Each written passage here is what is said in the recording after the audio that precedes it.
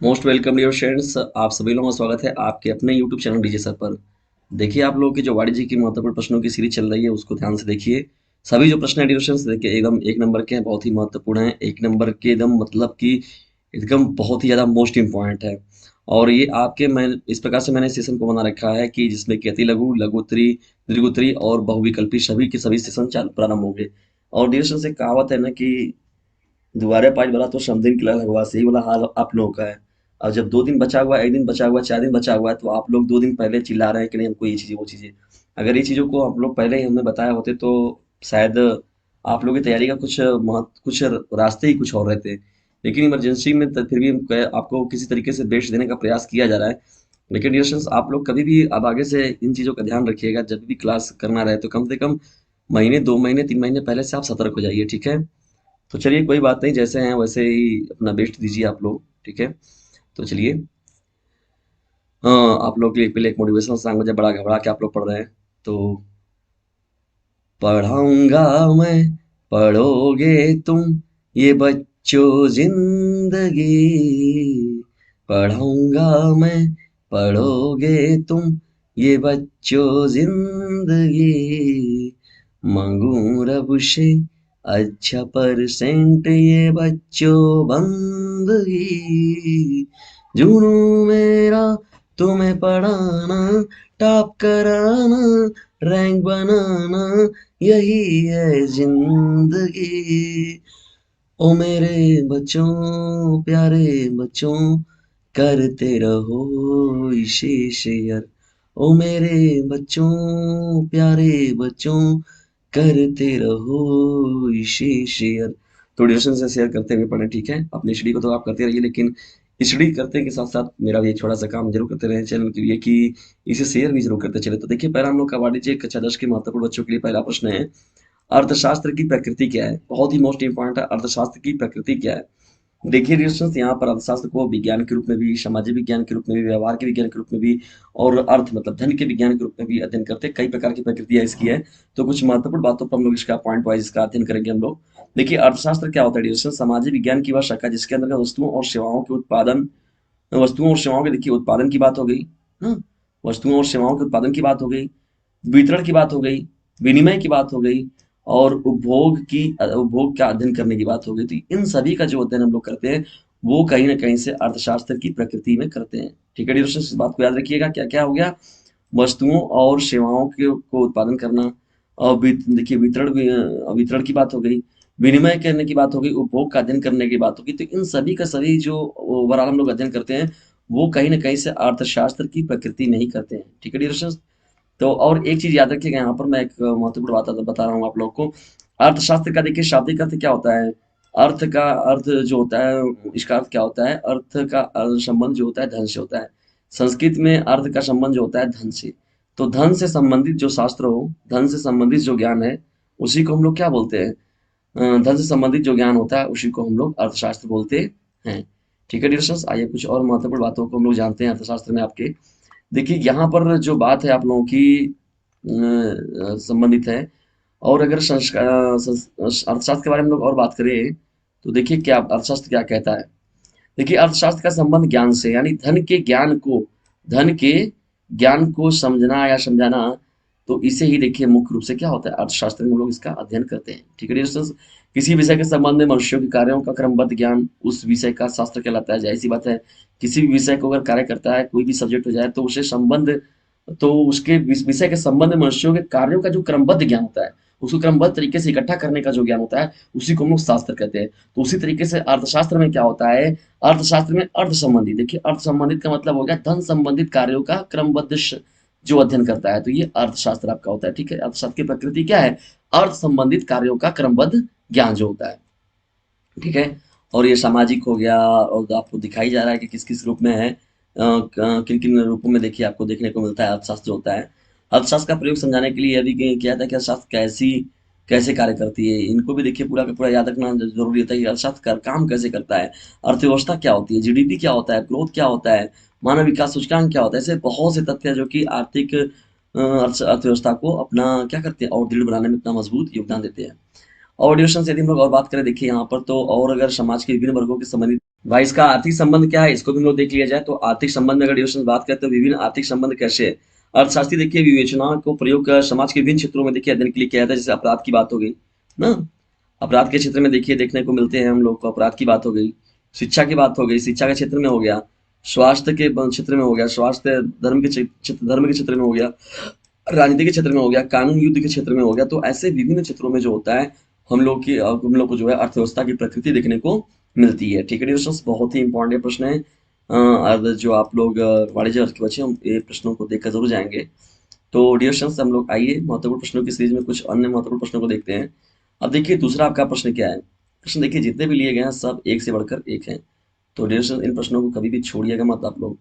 तो दूसरा हम लोग का देखिए प्रश्न क्या है।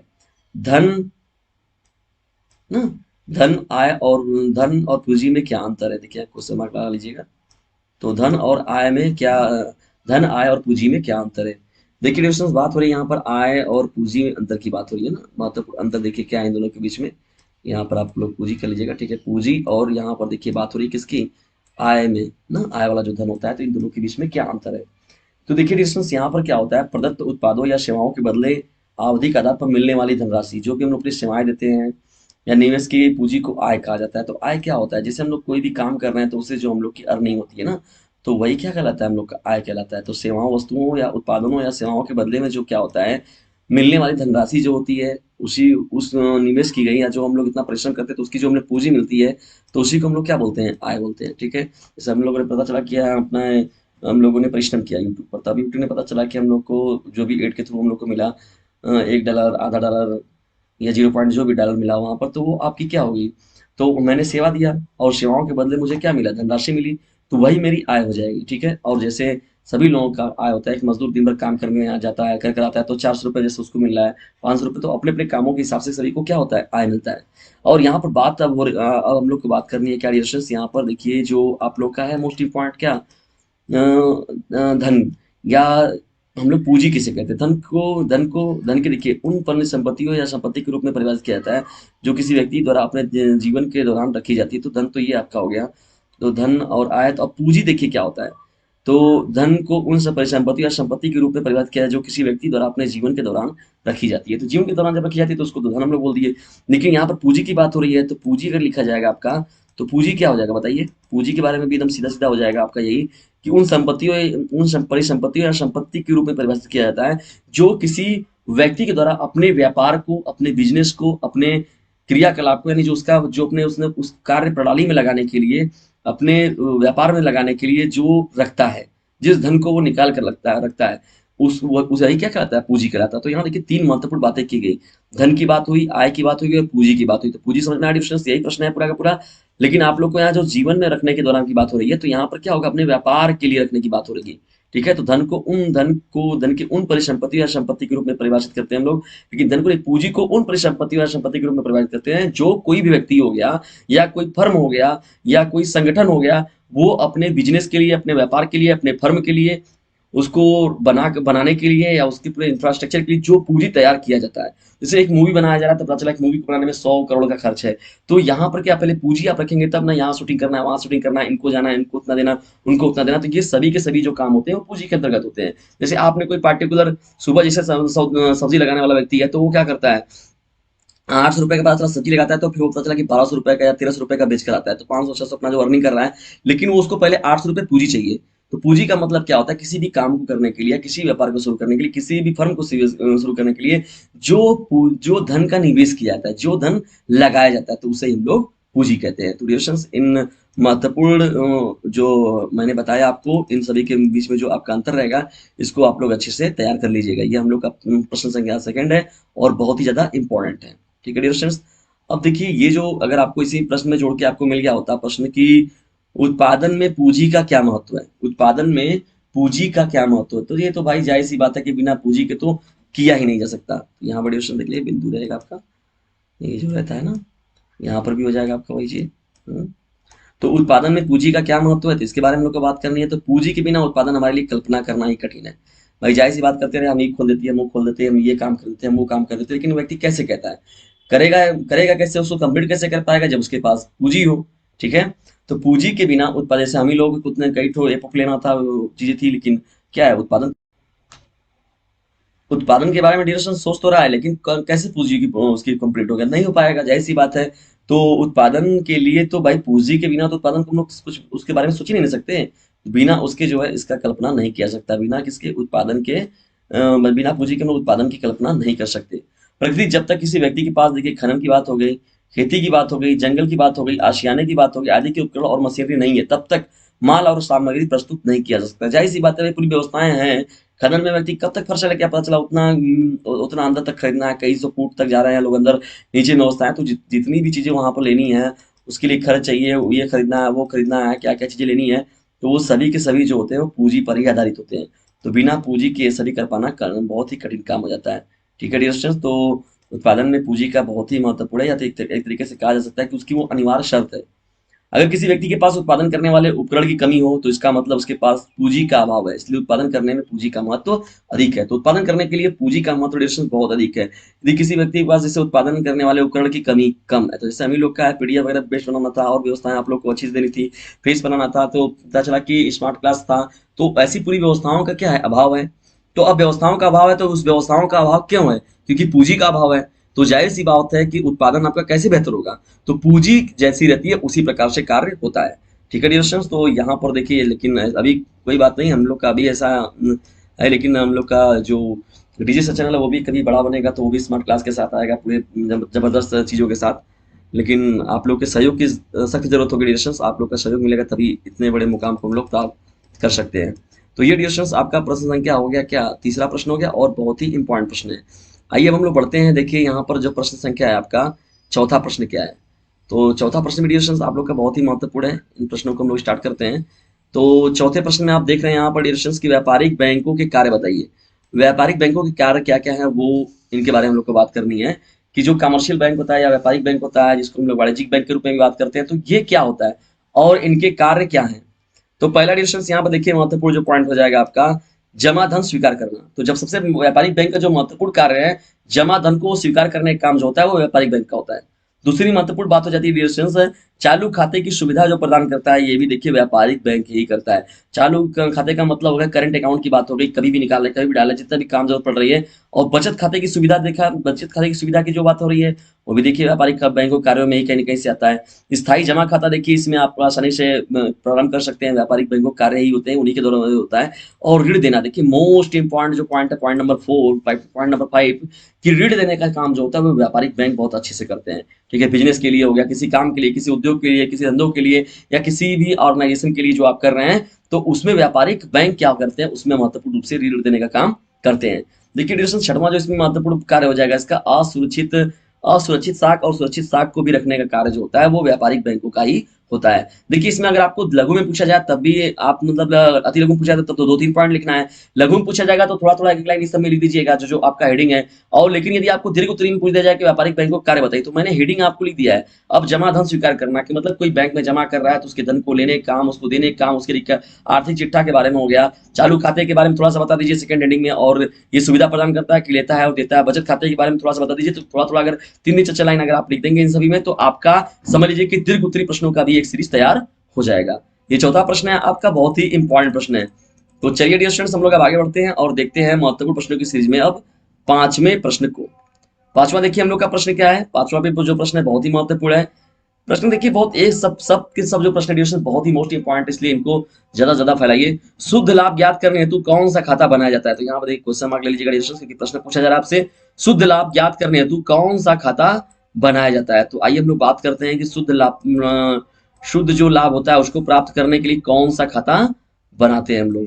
तो यहाँ पर डियर स्टूडेंट्स बात हो रही है, देखिए शुद्ध लाभ खाते की बात हो रही है, तो विवरण की बात होती है, जो सकल लाभ या सकल हानि ज्ञात करने के लिए तैयार किया जाता है।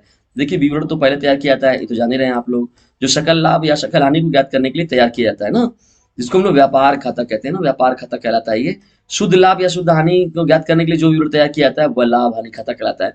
शुद्ध लाभ और शुद्ध हानि को जो निकालना होगा, देन एक्यूरेट जो प्रॉफिट और लॉस होगा आपका, उसको तैयार करने के लिए जो विवरण तैयार करते हैं हम लोग, उसको क्या कहते हैं हम लोग, लाभ हानि खाता कहते हैं। तो शुद्ध लाभ या शुद्ध हानि पूछा जाए तो उसको ज्ञात करने के लिए कौन सा खाता बनाया जाता है, तो लाभ हानि खाता डिविजन को हम लोग बोलते हैं, क्या बोलते हैं, प्रॉफिट लॉस अकाउंट बोलते हैं उसको, क्या बोलते हैं, प्रॉफिट लॉस अकाउंट।